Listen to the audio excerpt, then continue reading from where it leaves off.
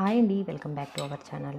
ఈరోజు ఇంట్లోనే స్వచ్ఛమైన నెయ్యిని కవ్వంతో చిలకకుండా, మిక్సీకి వేయకుండా, వెన్న చేతులకు అంటుకోకుండా ఎలా చేయాలో చూసేద్దాము, వచ్చేయండి. ముందుగా వెన్న తీయని పాలను మరగబెట్టాలి.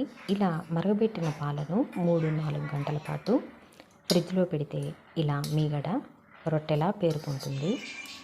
ఇప్పుడు ఇందులో పెరుగుని 1 స్పూన్ వేసుకోవాలి.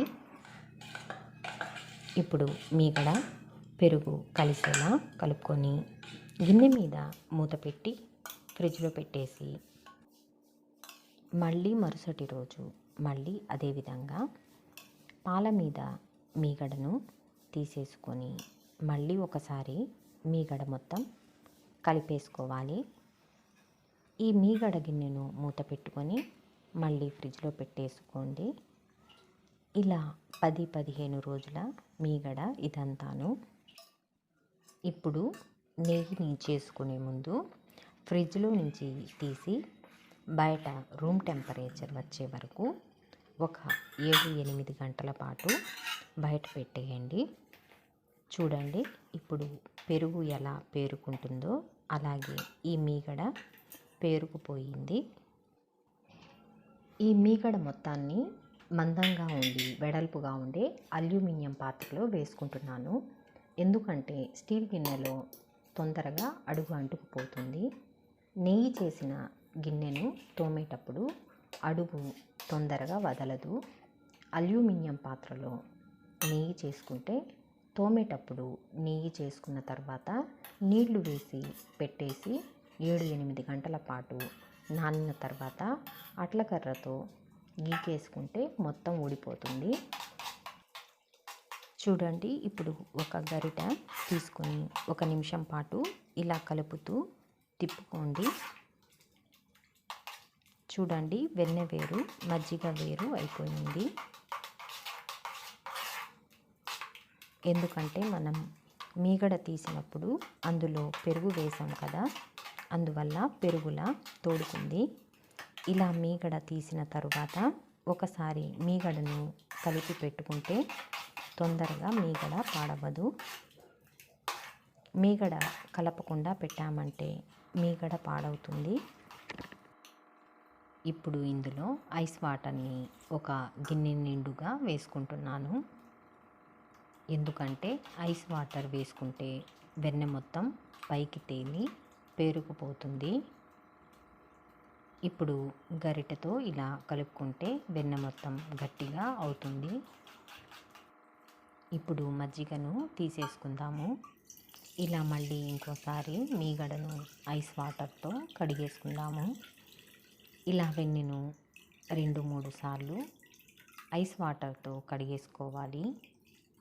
ఎందుకంటే మీగడ తోడుకునేటప్పుడు ఎక్కువసేపు ఉంచామంటే పుల్లటి వాసన వస్తూ ఉంటుంది.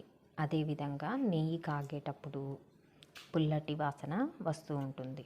అందువల్ల 2-3 సార్లు వెన్నెను కడిగేసుకుంటే నెయ్యి మంచి సువాసనతో కమ్మగా ఉంటుంది. చూడండి, రెండోసారి కూడా ఐస్ వాటర్తో వెన్నెను కడిగేసుకున్నాను. ఇలా కడిగేసుకున్న వెన్నెను పుల్లటి వాసన రాకపోతే 1-2 సార్లు వెన్నెను నీళ్ళతో ఇలా కడిగేసుకుంటే సరిపోతుంది. లేదంటే 3 సార్లు వెన్నెను ఐస్ వాటర్తో కడిగేసుకోవాలి.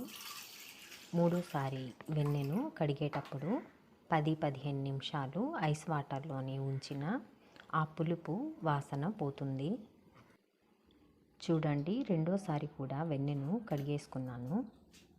ఈ వెన్నెలో పుల్లటి వాసన లేదు.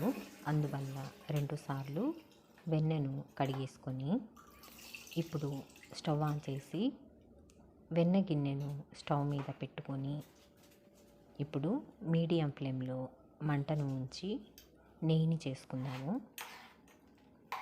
చూడండి, వెన్న కరిగిపోయింది. ఇప్పుడు ఫ్లేమ్ను లో ఫ్లేమ్లో పెట్టుకుందాము. లేదంటే వెన్న పొంగిపోతుంది. ఇలాగే గరిటెతో మధ్య మధ్యలో వెన్నను తిప్పుకుంటూ ఉండాలి. లేదంటే అడుగు మాడి నెయ్యి మాడు వాసన వస్తుంది. చూడండి, ఇప్పుడు వెన్న కలర్ మారిపోయింది. వెన్న కరిగే వరకు మీడియం ఫ్లేమ్లో పెట్టుకొని వెన్న కరిగిన తర్వాత లో ఫ్లేమ్లో పెట్టుకోవాలి. ఇప్పుడు ఇందులో కొంచెం సాల్ట్ని వేసుకుంటున్నాను. మీకు ఇష్టం ఉంటే సాల్ట్ని వేసుకోండి, లేదంటే వేసుకోవద్దు. ఇప్పుడు ఇందులో 3 తమలపాకు తొడిమలను వేసుకుంటున్నాను. ఇలా తమలపాకు తొడిమలను వేసుకుంటే నెయ్యి మంచి కమ్మని వాసన వస్తూ ఉంటుంది. చూడండి, నెయ్యి కలర్ గోల్డెన్ కలర్లోకి వచ్చేసింది. ఇప్పుడు స్టవ్ ఆపేసుకొని ఒక గిన్నెను తీసుకొని నెయ్యిని ఇందులో వడగట్టేసుకుందాము.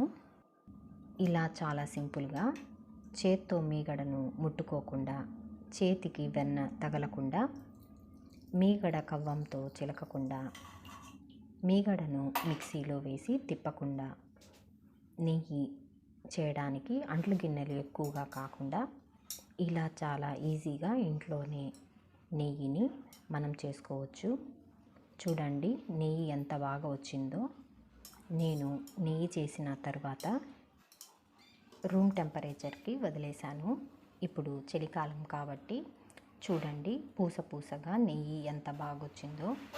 అదే ఎండాకాలంలో పూసగా నెయ్యి రావాలంటే నెయ్యి చల్లారిన తర్వాత ఫ్రిడ్జ్లో ఒక 10 నిమిషాలు నెయ్యిని పెట్టేశామంటే నెయ్యిలో పూసగా ఫామ్ అవుతూ ఉంటుంది. మధ్య మధ్యలో స్పూన్తో నెయ్యిని కలుపుతూ ఉంటే నెయ్యి మొత్తం ఇలా పూసగా అవుతుంది. చూడండి, పూర్తిగా చల్లారిన తర్వాత ఒక గాజు బాటిల్లో వేసుకున్నాను. ఇలాంటి స్వచ్ఛమైన కమ్మనైన వాసనతో పూస లాంటి నెయ్యి ఎంత బాగొచ్చిందో. మీరు ఇలాగే ఇంట్లోనే ఇలాంటి నెయ్యిని చేసుకోవచ్చు.